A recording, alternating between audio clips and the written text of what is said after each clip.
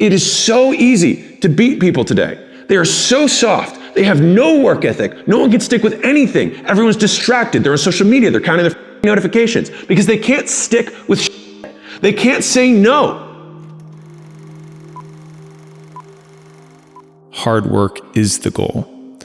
And so it's not like work hard so that X, because as soon as you have a so that, then the X is the thing. But if the goal is to work as hard as you possibly can, then the only real output we have is who we become along the way. The best days of my life were ones when I had nothing left in the tank. And so then the goal becomes to empty the tank, not where I drive, but just to drive the car as hard as I possibly can.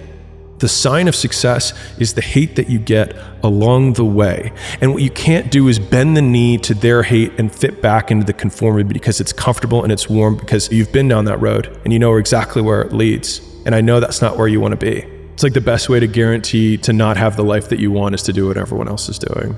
Unless you want what everyone else has, which no one does. So think about it. People always are looking for the shortcut, but you have to accept a very simple truth, which is that the shortcut never actually takes you to the place that you're trying to go. And it's because it's rarely one big thing.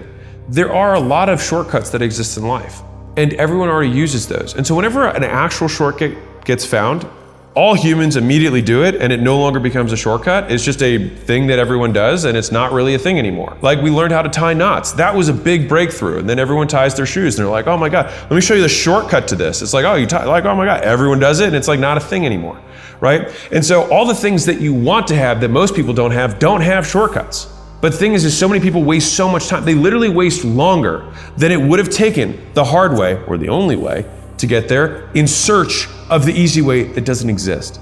And so the reality of this is that it's usually 100 small things that make days, weeks, and months hard. It's the never-ending onslaught of shit. And then you remember, after going through that onslaught of shit, that you signed up for this. But then again, you figured that it would be hard. And then you're reminded that this is what hard feels like. And so you keep going, because it's the only choice you have. I want to remind you that a lot of times what we imagine hard to be is different than how we experience hard, because the nature of hard changes too.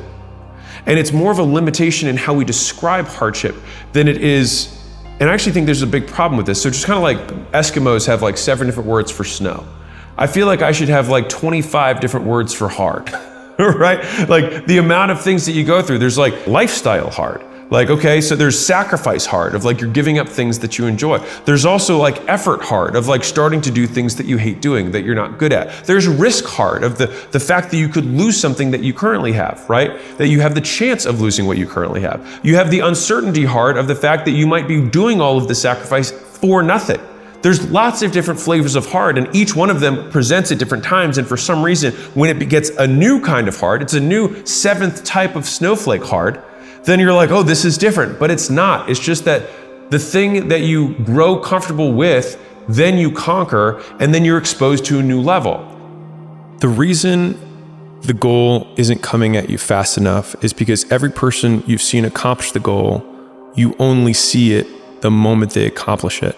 And the reason that it hurts so much when people are like, must be nice, oh, that happened overnight, is because every time you fail, no one cares and no one sees. But when you finally win, people take notice. Discredited. But it's the only time they notice is when you actually win. And so to even further reinforce the point, the fact that everyone looks like an overnight success means that the 10 years where they sucked, no one saw. And so the fear that you have about people noticing the fact that you fail is ridiculous, because they're barely going to notice when you succeed. When you're growing in a business, it's very painful. When you're stagnating in a business and you're plateaued and you don't know what to do, it's very painful. When you're declining and you also don't know what to do, it's very painful. And so that means that all conditions of reality are painful. And so if pain is a prerequisite for reality, then it means it's just a signal that we are alive. And so in thinking about that, rather than pain as a problem, it is a signal that I'm breathing, and then becomes irrelevant. in the beginning, you're like, I feel bad. And then you think that should weigh on the decision of whether you do the thing that you're supposed to do. And then you start realizing that you can do the thing even though you don't feel good about it. And you start hypertrophying it. But I think the ultimate version of the hypertrophy, when the muscle becomes a tendon or it just becomes fused, is when you don't even consider how you feel. It's just not a thought. You just do it. I think a hopeful message that anyone can think about who's in that hard period or in that start period is that it won't get harder. Like, this is the hardest part. And so if you can just make it through this, everything else is downhill. It's not that the things that the dragons you're going to slay aren't going to get bigger. They are. But you become so much more equipped to slay them back. And you have so many more allies. You have people in the stands cheering for you. You have the audience. You have all of these other things that are behind you. But in the beginning, it's just you with a stick against a bear. And arguably, that fight is a harder fight to win than beating a dragon when you have a nuclear bomb and 6 nations behind you. And so it's not even like the size of the hardship, it's just also the resources and how few of them you have, and how so much of the beginning is literally burning the one thing you have, which is time. Because you have no leverage. You don't have the money to pay other people to help you. You don't have the resources to go get someone no one can learn it for you. It's like there's a lot of the things that we care about a lot. Like, no one can work out for you. Doesn't matter how much money you have. No one can learn skills for you. And so in the early days, it feels so painful because you look around to see who can help you, and then you're like, it's me again. The skills that you develop along the way, like Steve Jobs learning calligraphy that then became Apple fonts that, transformed how we type. Those early days, that little trench winning in the weeds, oftentimes gives you these huge advantages later on because you have more context than anyone else. And so rather than lament them and hate the fact that you're going through it, remembering that these will be arrows that you put in the quiver that you're going to be using to slay the future bigger dragons. And so expecting it to be easy is what makes it much harder than it ever is. We all know the happiness formula, which is when this happens, I'll be happy, right? When X, I'll be happy. Or if X, I'll be happy. When I'm putting that work in and doing the reps, that's when I'm actually my most in flow and enjoying myself the most. And so it's actually a lie that I've been telling myself that once the presentation goes well, I'll feel good. Because in some ways now I feel like when the presentation happens, I'll be disappointed because I won't get to do this anymore. Yeah. I'll have to find something else to pick as a target so that I can get back into my Rocky cutscene. And so I think that has taken some time, and I've gotten better at it. I really do think I've gotten a lot better at it. At least recognizing, because the more times I've had W's and then realized that right afterwards I felt nothing, I had to think back of what are the things that I enjoyed most in my life? And it's always in pursuit. And I'm like, well then, why don't I set something really big, really far, so I can be in pursuit for the longest period of time possible? And that's where I think a lot of people from the outside, they cast their expectations of life onto me and say, I wouldn't live my life that way. You're always working, you're always doing these things. But it's like, I'm actually always spending my time in pursuit, because in pursuit is my button for enjoyment. One of the things for people who are not where they want to be is that they have pain, oodles of pain. And I remember when I was starting out, I was looking for passion. I was looking for purpose. I was like, I just want to find something that I'm motivated by. But it's the cat and the cheese. It's like we're looking for cheese, but we have all these cat behind us, and all we have to do is look and remember that they're behind us and chasing us. And so if you have the cat and you're staying in your current situation, you're being used by the cat. Right? You're being used by the business owner who, it doesn't treat you well and is, and you're in this job that you don't really want to be in, right? Or you're being used by the situation or the context of the relationship that you're in with the girl that you're not that into, right? Versus saying this is terrible. And because of this terribleness, I now have something that I can run away from. and then rather than not looking at the knife or trying to take painkillers to not feel the pain, it's completely sobering up, taking the knife and twisting it in your own heart and being like, I'm going to do something about this. And I think that's what the heroes, if we're heroes in our own story, it's not avoiding pain, it's choosing from the very beginning the alchemy, which is you have these terrible situations. It's and you have the opportunity to turn them into magic and skip or shortcut all the growth you're going to have in a really short period of time simply by twisting the knife and being I'm going to do something about it. Charlie Munger, in one of his seminal speeches, he talks about how to guarantee failure, how to make sure that you are a failure. And he inverts the concept of success. It's like, what could you do to make sure that you were a failure? It's like, well, you would definitely get involved in drugs, drinking. He says, was it leverage, liquor, and women? That's, the Charlie's big one, right? But one of the ones that he has, I think he has 7 in his speech, is consistency. He's like, you have to make sure that you're inconsistent. He's like, because if you are consistent and you have none of the other attributes, he's like, you still might be successful. He's like, it's very tough for people who are consistent to not be successful. And he makes an especially pointed point about consistency, because in my opinion, it's one of the most difficult of the virtues for humans to do, because we're so attracted to novelty. And so, I used to deal with this with, people on their diets all the time. I remember I ran gyms. And so someone would come in and I would always ask the question, so have you been following the meal plan? And then they would say, yes. And so then I started changing the way I asked the question. So I'd say, out of the 21 meals that you were supposed to eat, how many of the 21 did you have exactly the way it was on the meal plan? And then they would be like, at least half. And they would say it as though that was a mark of success. And right now, the meal plan could be your content plan. It could be your showing up to work on time plan. It could be the time that you want to put towards your side hustle. It doesn't really matter. But if there's one muscle that you can flex, it's learning to do the same thing over and over again. Like one of the values that we had at Gym Launch is do the boring work, because boring is what makes you rich, right? It's writing the follow-up sequence to the purchase page that you don't feel like doing, but you should do. It's running the split test for the 10th time. It's actually going through and prepping for 20 minutes before you have the meeting, because it's amazing how much smarter you can appear with 20 minutes of preparation. Like, you can appear 50 IQ points smarter if you just prepare for meetings for 20 minutes. If we want to behave a certain way, then we want to increase the likelihood that a behavior occurs. And so B.F. Skinner said this, and I just love this. It's like my most savage quote of his. He says, people say you can lead a horse to water, but you can't make it drink. False. He said, if I dehydrate the horse, I salt its mouth, I put it in the heat, and I put its face 1 inch away from water, I can veritably guarantee that it will drink. And I think about that visual all the time when I think about myself as the horse. And I think to myself, what is the behavior that I want, drinking water? And what is the salt in my mouth? And what is the dehydration, the motivation for this behavior that I can create? And so I am not a believer in free will. I believe that we respond to the conditions that we've had, and then we learn behaviors as a result of those things. And so, for example, I could get everyone in here, the entire crew, to get naked. Guarantee you, I could do it. All I would do is I'd just crank up the temperature and I'd wait. And eventually, everyone would get naked. It would happen. And so everyone has this idea that they have this free will, but that's what would happen eventually. And so if that's true, then we have significantly less control, and at the same time more control of our behavior if we can stack the deck in our favor. And so part of the reason going to bed at 9 p.m. is so powerful is because we're changing the conditions so that we can change our behavior.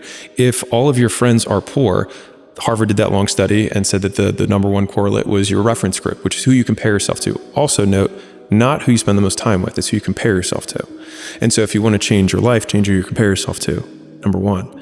But part of who you compare yourself to is who you spend your time with, or who at least you consume the most of. So if you're doing this, then maybe that's a good thing, or maybe it's a terrible thing because you're comparing the wrong people. But either way, if you want to get fit, if you get around fitter people, you will be deprived of fitness because you'll be the least in shape person. And then all of a sudden you'll be more motivated. If you are poor, but you're the richest of your friends or the same level of wealth as your friends, then get around people who make more money. And then of course people say, but I can't get around people who make more money. Okay.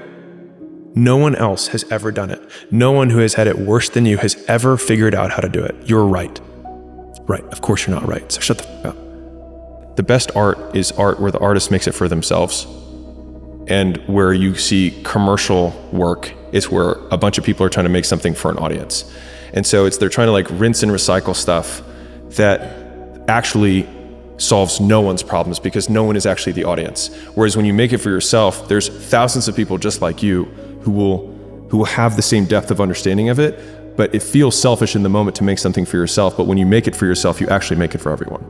And so I think when you're on the start path, you can't look at the outcome as the only positive because you will never make it. And so the positive frame that I've always used is, sure, you can have the external ones of like, I like thinking about my first videos had like 13 views. And I'm like, well, if I had an audience of 13 people, I used to spend years pitching, weight loss stuff to rooms of 13, and that was fine. And so thinking about that way was helpful. But the most helpful frame was thinking about who I was becoming as the asset that I was building. So in real time, whenever I finished a long day's work, I was becoming more like the type of person who could work for 5 years without reward. And that would be part of the story I would someday tell. And so some of the biggest reinforcers I've had in my life has been future casting the story that I would tell about the shitty period that I was in. Like I remember when I was sleeping on the floor at my gym because I didn't have enough money for 2 rents. And I was like, I will tell this story. And when I lost everything for the first time, I have the screenshot of the bank account. Like when I show it, people are like, oh, look, there's that thing. But they forget that there was a person who screenshotted it to be like, this won't happen again. And I think having a larger narrative of where you're ultimately going, one, gives you the vision of where you're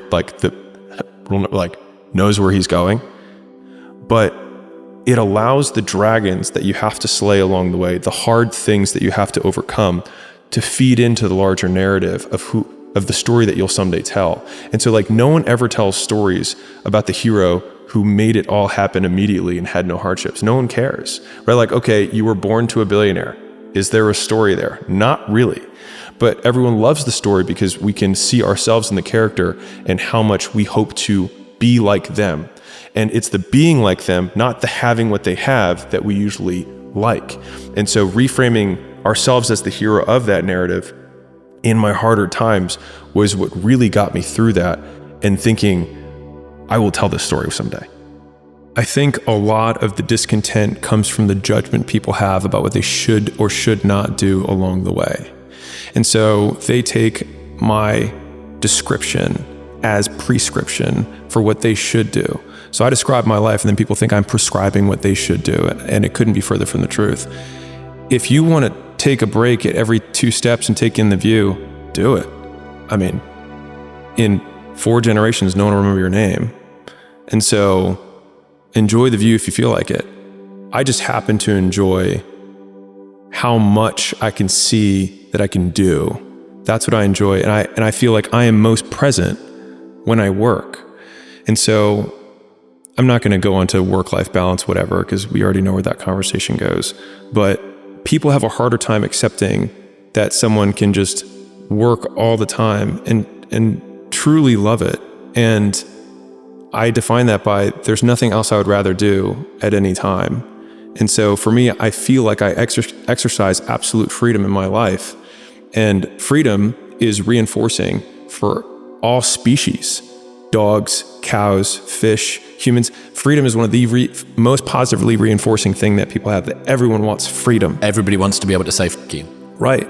But once you say "f you," you have to do something, because you can't just stand there and saying "f you" over and over again for hours for the rest of your life. You start to do something, and that thing that you choose to do after you say "f you" is what you want to do. What's interesting about humans is that our ability to endure is very robust if we know that we'll make it out. And so they've done mice studies where they drop the mouse in and then they let it drown, and it drowns really fast. And then they drop a mouse in, and then before it gets to the point where it drowns, they pick it up and then they put it back in. And the second time they put it in, it can last like 20 times longer. I think for the stats is something around will drown in less than an hour. If it's taken out, dried off, and allowed to relax, it'll swim for a day. An absurd amount different. And so if I were to say, hey, I need you to hold your breath, but I don't tell you how long, 20 seconds in, you might be thinking, this is stupid. Is he going to stop? Is he going to wait for me to pass out? And all these stupid thoughts go into your mind. But if I say, I need you to hold your breath for 3 minutes, your lungs might burn, but you can see that there's this end that's coming. The difficulty with personal development and entrepreneurship is that you don't know when the end is coming, but you still need to fight like the second mouse who gets out, gets dried off, and gets put back in. And the only certainty that I can give you is that it's the same thing that every other mouse, every other person who got through that period went through. And you won't die. And if you do die, you won't care, because you'll be dead. And so, best case, you win. Worst case, it won't matter. It's rarely the information or the intensity that makes things hard. It's the sticking with it that makes it hard. And so the desire that we have to quit is simply breaking the consistency. And so that's why consistency has always been the hardest thing for most people to achieve. But the intensity of what you have to do to be successful is much lower than most people expect. And so oftentimes they suffer significantly more in a short period of time than is required to be successful over a much longer period of time with a much lower intensity. And so it's just like if you walk for 5 minutes a day, you're going to get, 50% of the health benefits, probably more than that, I'm sure, of just even exercising. You add 10 years to your life if you walked 5 or 10 minutes a day. And the path of personal development is befriending uncertainty. And so I obviously sit from the entrepreneurial perspective, but almost all decisions that you make in the beginning, you have incomplete data and you have to make decisions anyways. And so it's growing comfortable with taking your best bad guess and being directionally correct rather than searching for a perfect answer, because a perfect answer assumes perfect information, which you can only have after you begin. And so in some ways, making a decision is the perfect answer so that you can get the information feedback to then improve the quality of the decision later. And I think that one loop is what a lot of people miss out on, is they obsess for years sometimes on the perfect pick, the perfect business, the perfect job, the perfect mate, when most of the times beginning each step eliminates the next step, which means the information, the feedback that you get from walking gives you more about where to walk than trying to sit at the beginning in the darkness and pick a direction. What's wild about the fear that people have when they're starting out is that they say things like, I have nothing going for me. I have no advantages. I have nothing to my name. I have no money. I have no network. I have no resources. But using Rory Sutherland's reframing, it also means that you have nothing to lose, which makes you incredibly dangerous. And I think people wildly underestimate how many shots on goal you can take when you have nothing to lose. Whereas when someone has something to lose, they have to be more and more selective about the shots they take. And so you have the perfect conditions for taking risk, because the worst case scenario is baseline, is where you're currently at. Correct. Yeah. And so that your means, downside is this. which means that it's like going to the casino and playing craps, but they say that you can just keep playing until you win. But people are afraid to roll. I think it's genuinely right to say that your calendar is a better measure of your wealth than your bank account. It's also the easiest way to know where someone's going to be in 5 years or even a year. How so? You just see where they're investing their time, and you can predict more accurately what their life is going to look like in a year based on what they're doing today. A reminder that the life that I'm living today is a result of the work that I did 6 and 12 months ago. And so if you were to look at my calendar 6 and 12 months ago, then you might extrapolate out to what I'm doing today. But just like people want the immediate reward, they also see their current condition as a result of the behavior they're doing today, it's not at all. And so that's why I think having, in some ways, a very vivid imagination of, this is where I think the benefit of, quote, visualization comes into play. I don't see it as much as a benefit for I have to imagine this thing to happen, but I think it's more powerful to think, I'm doing this thing today and I'm imagining it happening. So it's an approximation of the feedback loop that you want to have, and so it helps you substitute and get through the period where nothing's actually happening. I have led a toothless life. I have never bitten into anything. I was waiting. I was reserving myself for later on, and I have just noticed that my teeth have gone. A lot of people wait for perfect conditions to start, but don't realize that starting is the perfect condition. He's saving himself to use his teeth, but he could have had all of his teeth at the end if he had been using them the whole time. And so we have this idea, I call it the fallacy of the perfect pick, but thinking that you're going to have this one shot, this one pick of this one opportunity that's going to take you all the way, but it's the habit of biting that takes you all the way, not where you choose to bite the first time. And I obviously now have a huge history of this, and you do too, which is we have learned to just bite and know that our teeth will get stronger and we will learn how to chomp down along the way. And waiting to begin never got anyone anywhere. So I think about death all the time because it's probably the central theme. It's probably the thing that I think the most about. And I think that influences how I see time and also how I think, how it influences agency. Like what actions I'm willing to take despite the judgment of others.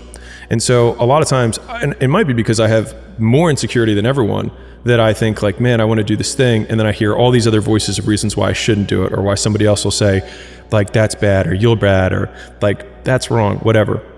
And so I think I've had to come up with a lot of these devices to get around my own insecurities, to take action despite those insecurities. And the biggest one that I think about is that it doesn't matter whether I achieve all of my goals or I don't achieve all of the goals. In 3 generations, I'll be forgotten, and the only people who were naysaying against me will also be dead. And so then it's like, just do it for me. And then when I wake up every day, there's only one voice I have to listen to. I think this is the mysticism. This is the unknown that the beginners or the people who are at the very beginning of their path don't understand, is that there is no magic. There is no mysticism. There is no spirituality around this. Everything comes down to behavior. And by doing that, you can take out all of the hullabaloo, all of the voodoo that unfortunately is so prevalent on social media. And so when you hear the podcast clips and whatever of people saying you just need to be more this, if they haven't described it by a behavior, it is useless. And so this has allowed me to also separate signal from noise when I'm consuming content in general, or if I want to learn something, I'm immediately thinking, well, what does this mean that I have to do? And if someone can't break it down into the behaviors, then they don't know either. And they may be very good at the thing, but they may be very bad at teaching it. And being able to separate those two skills, because those are skills too, being able to transfer a skill is a skill, will allow you to audit who you're listening to so that you can get the highest return on your effort, because then you know that you're doing activities that lead to the outcome that you want.